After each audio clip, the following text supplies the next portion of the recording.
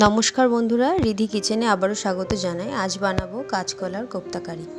এর জন্য দেখুন, আমি ডাল তো আগের দিন একটু ভিজিয়ে রেখেছিলাম, আর এখানে আমি প্রেসার কুকারে পরিমাণ মতো জল দিয়ে প্রেসার কুকারের জলটা যখন ফুটছে তার মধ্যে সামান্য নুন আর অবশ্যই কিন্তু তেলটা দেবেন, এতে করে কাঁচকলার যে কষটা সেটা প্রেসার কুকারের গায়ে লাগবে না। এবার আমি এখানে দুটো কলা আর একটা আলুকে খোসা সমেত খুব ভালো করে একটু সেদ্ধ করে নেব। আর তার জন্য আমি সেদ্ধ বসিয়ে দিলাম। আর এদিকে দেখুন, আমার দুটো সিটির পর কিন্তু কাঁচকলা পুরো সেদ্ধ হয়ে গেছে, আর ডালটা মিক্সিতে বেটে নিয়েছি। অবশ্যই 2 থেকে 3টে লঙ্কা আর একটু আদা দেবেন, আর কেউ যদি একটু রসুন পছন্দ করেন তাহলে কিন্তু ডালের মধ্যে দিয়ে দিতে পারেন, একসঙ্গে পেস্ট হয়ে যাবে। এখানে আমি মশলাটা দেখিয়ে দিচ্ছি। টমেটো, একটু আদা, একটু চালমগজ, একটু জিরে, আদা বাটা দিয়ে খুব ভালো করে পেস্ট করে রাখতে হবে, আর এদিকে খোসাটা খুব ভালো করে ছাড়াতে হবে। তারপরে আমি এভাবে ম্যাশার দিয়ে খুব ভালো করে কাঁচকলার এই আলুটাকে এর সঙ্গে একসঙ্গে মিশিয়ে নিচ্ছি। খুব ভালো করে মেশানো হয়ে গেলে এর মধ্যে দিয়ে দিচ্ছি আমি পরিমাণ মতো লবণ আর পরিমাণ মতো হলুদ গুঁড়ো। তারপর দেওয়া হয়ে গেলে ওর মধ্যে আমি বেটে রাখা ডালটা এর মধ্যে দিয়ে খুব ভালো করে কিন্তু চটকিয়ে এই সময়টায় আমাদেরকে মেখে নিতে হবে। যেমন করে আমরা পকোড়া বানাই ঠিক সেরকমভাবে মেখে নিতে হবে। আর পরিমাণ মতো একটুখানি চালের গুঁড়ো এর মধ্যে অ্যাড করতে পারেন, এতে করে খুব খাস্তা হবে আর পরে ভেঙে যাওয়ার চান্স থাকবে না। আর এইভাবে করে আমি টিকিয়ার মতো শেপ করে নিচ্ছি। আপনারা চাইলে লম্বা শেপেও করে নিতে পারেন। নেওয়ার পর সবগুলোকে এভাবে আমি একবারে বানাবো না, অল্প অল্প করে এভাবে শেপ দিতে থাকবো, আর ওটাকে আমি রিফাইন অয়েলে ভাজতে থাকবো। এখানে আমি তেলটা মিডিয়াম টু হাই ফ্লেমে যখন গরম হয়ে যাবে তখন এর মধ্যে আমি 5 থেকে 6টা মতো টিকিয়ার শেপ করে আমি ভেজে নিচ্ছি।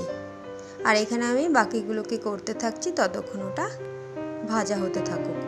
এবার যখন আমাদের এটা প্রায় লাল লাল হয়ে যাবে ভাজা, তখন আমি এগুলোকে তুলে নেব।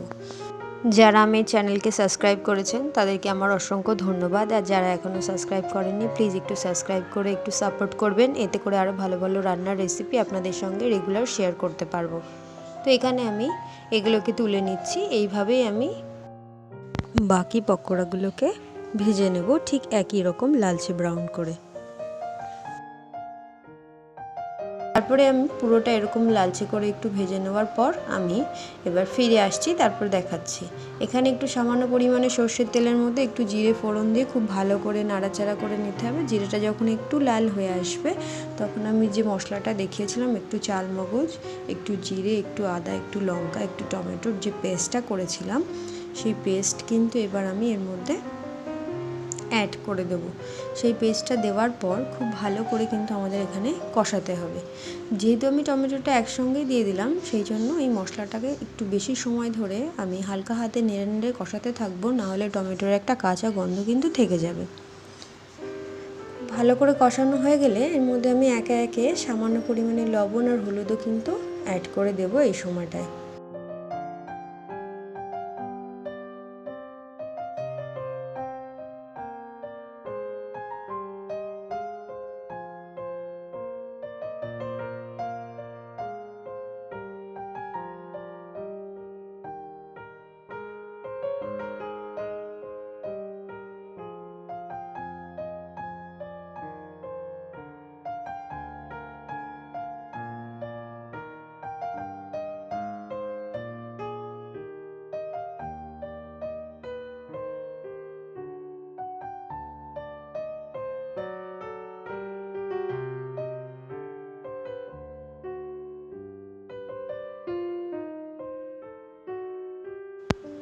এবার আমার মশলাটা দেখুন এখানে অলমোস্ট কষানো হয়ে গেছে। এবার আমি এর মধ্যে জল দিয়ে দেবো। তো এখানে অবশ্যই একটু গরম জলটা ব্যবহার করতে পারলে খুবই ভালো হয়, গরম জলটা। আর এই রান্নাটার জন্য একটু বেশি পরিমাণে জলটা এখানে ব্যবহার করতে হবে, না হলে রান্নার শেষে একদমই শুকিয়ে যাবে। যেহেতু এটা আমরা ছোলার ডাল দিয়ে করছি, সেহেতু এটার মধ্যে কিন্তু একটু জলের পরিমাণটা বেশি দিতে হবে। তো এখানে মশলাটাকে একটু সামান্য জল দিয়ে প্রথমে ফুটিয়ে নিয়ে তারপর আমি বাকি জলটা অ্যাড করে দিচ্ছি গ্রেভির জন্য। আর বাকি জলটা অ্যাড করে দেওয়ার পর যখন একটু ফুটে উঠবে তখন এর মধ্যে আমি কিন্তু ভেজে রাখা যে পকোড়াগুলো সেগুলোকে কিন্তু আমি এর মধ্যে অ্যাড করে দেব।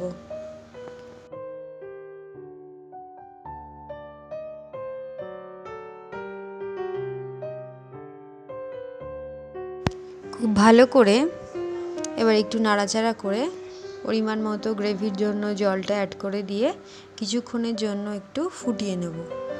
কিছুক্ষণের জন্য একটু ঢাকা দিয়ে একদম মিডিয়াম টু হাই ফ্লেমে 5 মিনিটের মতো একটু ফুটিয়ে নিতে হবে। আমি এখানে ফুটিয়ে নেওয়ার পর দেখুন এখানে আমার অলমোস্ট রেডি হয়ে গেছে। এবার এর মধ্যে একটু গরম মশলার গুঁড়ো আর একটু ধনেপাতা কুচি উপর থেকে ছড়িয়ে দিয়ে একটু হালকা হাতে নাড়িয়ে দিলেই কিন্তু রেডি হয়ে যাবে দারুণ স্বাদের কাঁচকলার কোপ্তাকারি।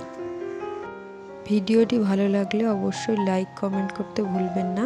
এতক্ষণ সঙ্গে থাকার জন্য ধন্যবাদ।